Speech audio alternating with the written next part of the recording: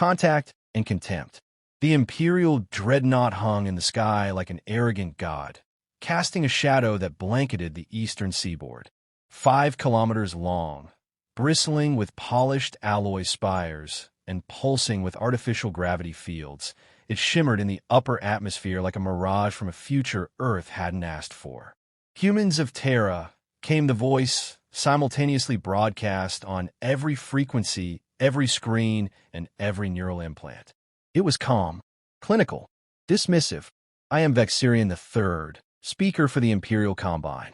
Your world is now under the protective jurisdiction of the Galactic Empire. Resistance is illogical. Compliance is required. Your weapons are quaint. Your civilization is deemed primitive. Submit, and you will be uplifted. Resist, and your extinction will be swift and regretful.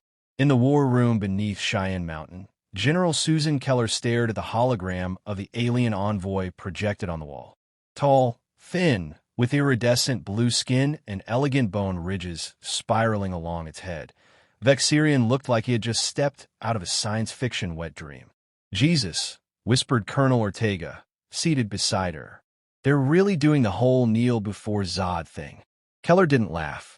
She leaned forward, tapping her stylus against the digital notepad. What do we know about their weapons systems? Plasma-based, mostly, Ortega replied. Energy rifles, atmospheric insertion craft, integrated battlefield AI. Their armor appears adaptive, semi-organic. Definitely post-nuclear tech. But, they're soft. No sign of kinetic redundancy. No evidence of projectile defense systems. Arrogant, she said. Very.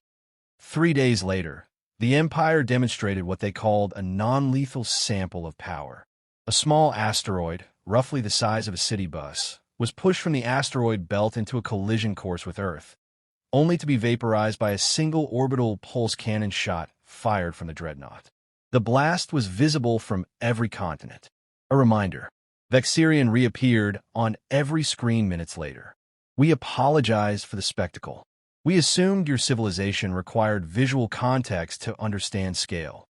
In Nevada, under the scorching July sun, Gunnery Sergeant Mason Briggs adjusted the elevation on a Browning M2.50 caliber heavy machine gun mounted atop a concrete parapet. The weapon had been old when his grandfather was born. It had seen beaches, jungles, deserts, and now, apparently, it was about to see aliens.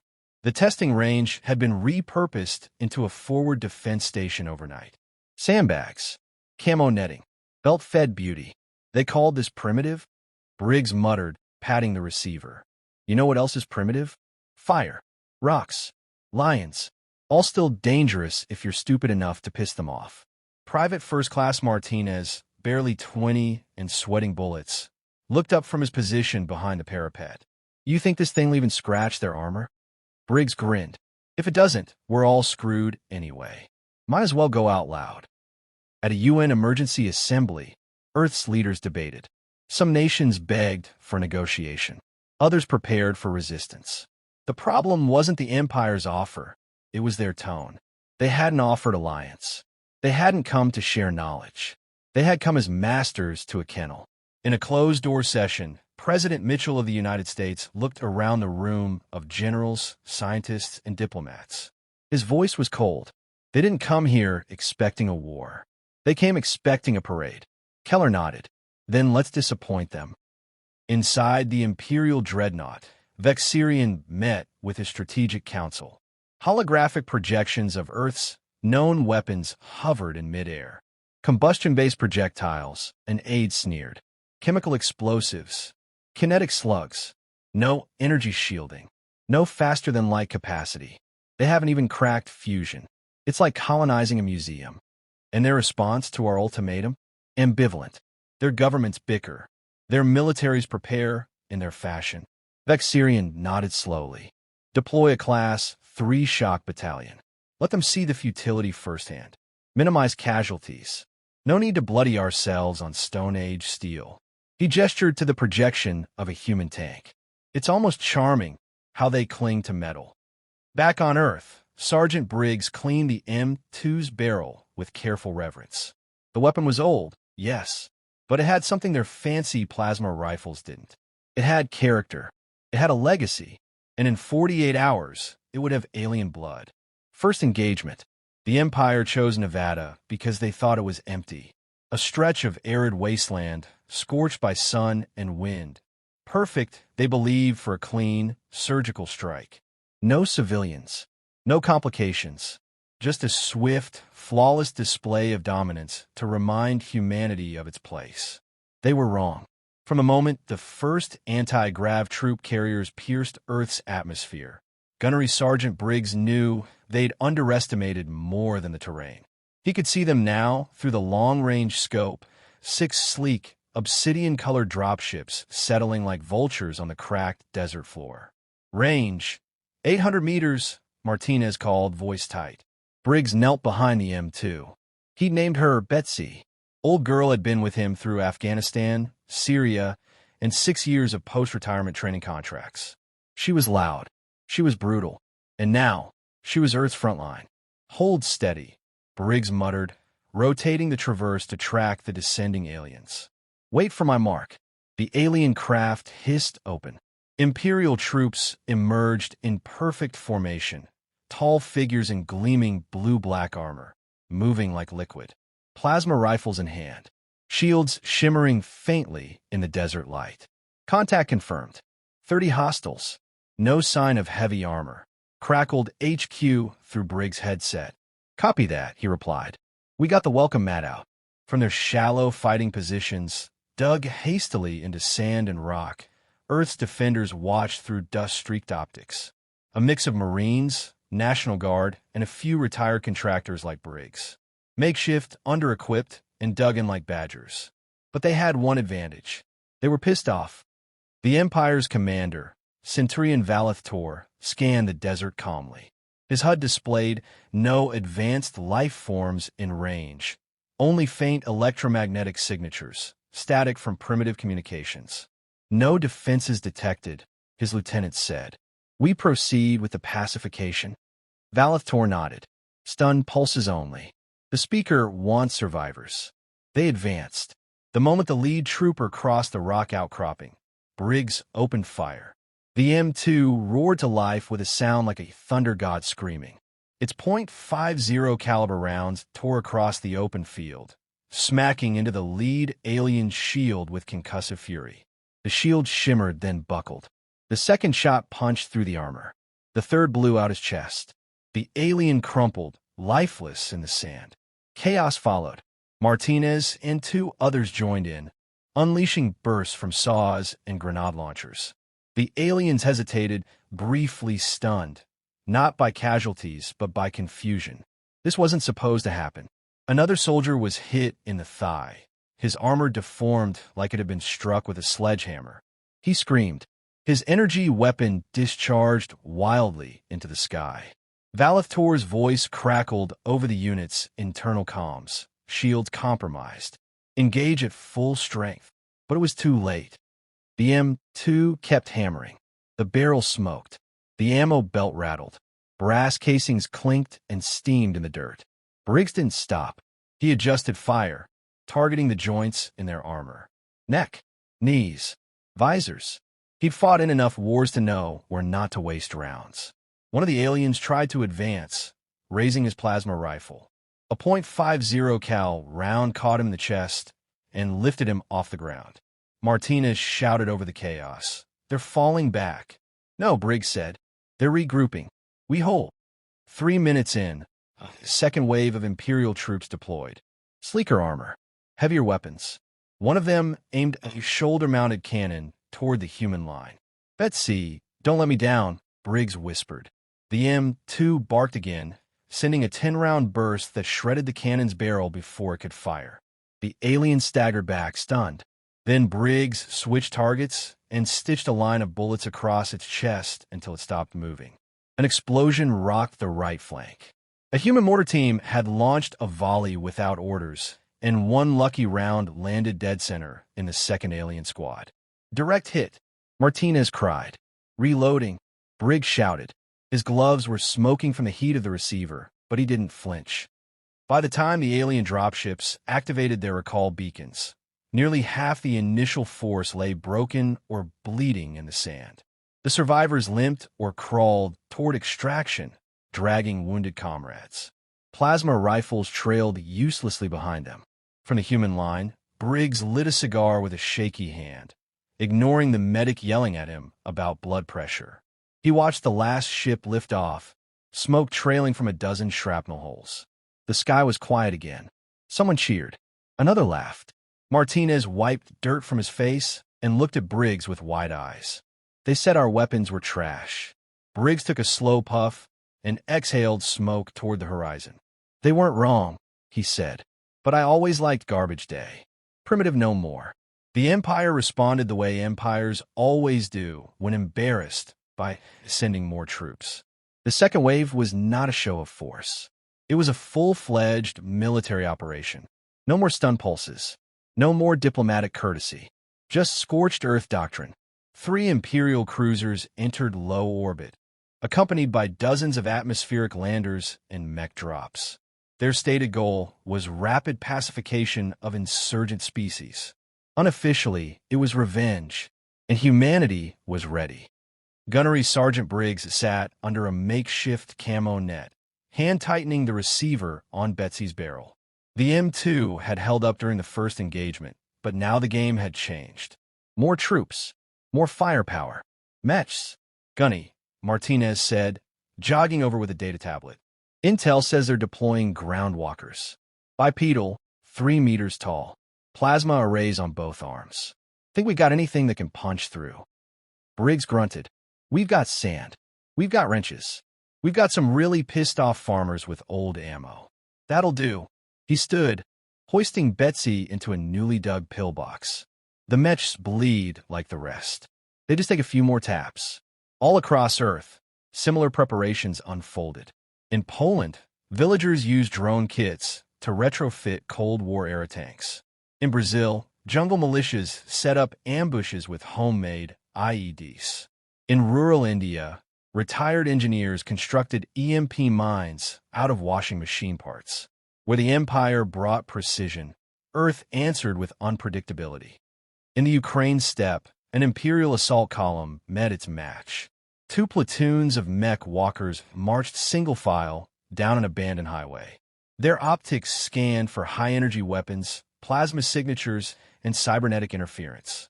They missed the tripwire connected to a stack of World War II-era explosives buried under a broken road sign. The lead walker's right leg evaporated in a concussive blast. As the machine toppled, it exposed the others to withering fire from a nearby barn, where 4 Ukrainian veterans manned a salvaged DSHK heavy machine gun mounted on a tractor. The mechs tried to recalibrate. Their AI struggled to interpret sandbag nests and irregular bullet trajectories. Within minutes, the field was littered with wreckage. None of it had come from space. In Nevada, the Empire hit back hard. Briggs and his team barely made it to the fallback trench before plasma fire lit up the hillside. Trees and rocks boiled into vapor. The air turned electric. Cover! Incoming!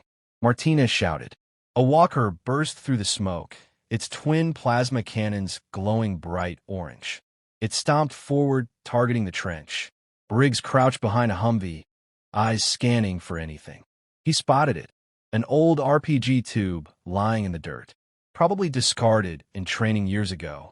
He dashed across open ground, grabbed the launcher, and loaded it with a single rocket salvage from a nearby crate. He peeked over the side and fired. The rocket spiraled awkwardly but struck the mech's torso. It didn't explode. It lodged. Then it cooked off. A moment later, the walker staggered, smoke pouring from its internals.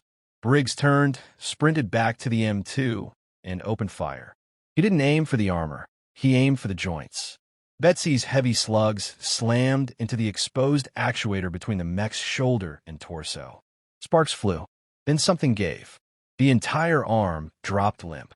The walker twisted, trying to reacquire him, but Briggs kept firing, chewing through the side, plating like a dog with a bone. The kill shot was crude, just a well-placed .50 cal round that pierced the optic array and fried the targeting system. The mech collapsed sideways, half buried in the trench wall. Briggs slumped against the Humvee and pulled off his helmet. "Primitive enough for you," he muttered. Elsewhere, the Empire's pride continued to erode. In urban centers, human fighters deployed low-tech traps the Empire had no counter for. Glass bottles filled with gasoline ignited advanced recon drones. Steel-jacketed bullets tore through elite troops who expected energy shielding to protect them from all harm. Worse, the Empire couldn't adapt. Their doctrine relied on controlling the environment. Air superiority, satellite recon, quantum communications. But Earth jammed their networks with shortwave radios and microwaves. Clouds of aluminum chaff blinded their sensors. Even their translation algorithms failed when exposed to regional dialects and sarcastic slang. One Imperial officer, captured during a raid in rural Texas, reportedly muttered, "They don't fight to win. They fight to hurt." In orbit, Vexirian III reviewed the combat logs with a clenched jaw. "Explain this," he said, voice a whisper of barely restrained rage. The tech officer flinched. "Sir, they're using ballistic weapons to bypass our shielding.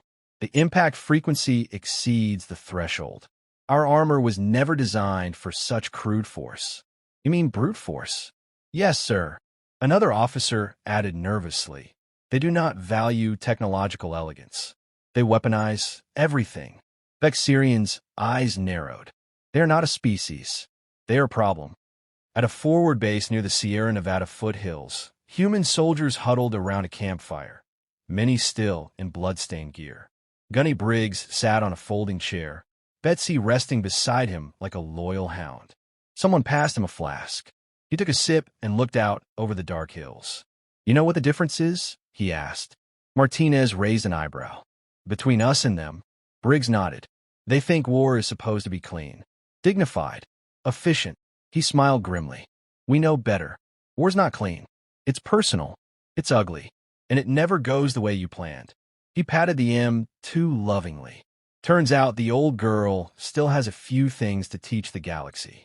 The lesson of steel and smoke. The Galactic Empire didn't lose wars. At least, not until Earth." From an orbiting dreadnought, Vexirian III stared down at the planet that had resisted, insulted, and now humiliated the might of 10,000 years of Imperial conquest. Below him, the green and brown sphere spun stubbornly, its atmosphere littered with plumes of smoke and glowing trails from falling debris, wrecked landers, shattered mechs, and crashed drones. This was not how the conquest of Terra was meant to go. "This world is not worth the losses we're taking," muttered one of his war adjutants. "We should sterilize it and extract minerals posthumously." "No," Vexirian said. "This is not about the planet. It's about precedent.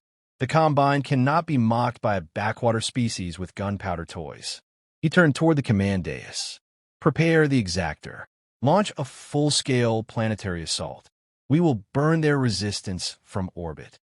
Back on the ground, in a battered command tent outside Las Vegas, General Susan Keller read the latest satellite uplink with a tight jaw. "Orbital platforms are charging," the tech officer reported. "Looks like a focused beam weapon. High yield, surgical targets." "Civilian cities?" Keller asked. "Unclear.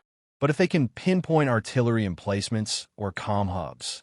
"We can't stop the Exactor," she muttered. "Not with what we've got." Colonel Ortega leaned in. "Then we don't stop it. We stop them." Keller raised an eyebrow. "Hit them where it hurts." Ortega tapped the map. "The dreadnoughts in low orbit. What if we feed it bad telemetry? Make it fire on its own units?" Keller stared, then smiled grimly. "Jam their signals, scramble their targeting. And while they're panicking, we hit them with everything. Old school." In the Mojave Desert, under the cover of night, a ragtag convoy moved across the dunes. Tanks, trucks, and sand-covered Humvees trailing tarps and camouflage netting. At the head of the column, Gunnery Sergeant Briggs rode in the back of an armored personnel carrier. Betsy disassembled beside him. Martinez handed him a thermos. "Final push, Gunny." "Final enough," Briggs said. Word had spread fast. The aliens were prepping for orbital strikes. Earth's last chance was now. Their target, the main Imperial forward base, located at the site of their original landing. If they could destroy the comm relay, the Exactor's beam would lose guidance, possibly even misfire. It was a long shot, but long shots were Earth's specialty. At 0300 hours, the assault began. Dozens of modified pickup trucks, painted with reflective foil to confuse scanners, sped toward the Imperial base. Behind them, sandbag nests opened fire with everything from hunting rifles to vintage artillery salvage from old museums. The Empire's defenses responded with plasma turrets and drones, but they were overwhelmed by the chaos. Human jammers scrambled their signals. Paint-filled balloons burst on sensor arrays. EMPs made from microwave parts blanked out their targeting systems. Briggs took position on a rocky ridge overlooking the base. He reassembled Betsy with steady hands, even as the ground shook from a downed mech stumbling nearby. "Let's make him regret every smug word they said," he whispered. The M2 opened up, sending a stream of lead across the open compound. Its rounds tore into the alien relay dish, smashing ceramic housing and igniting control nodes.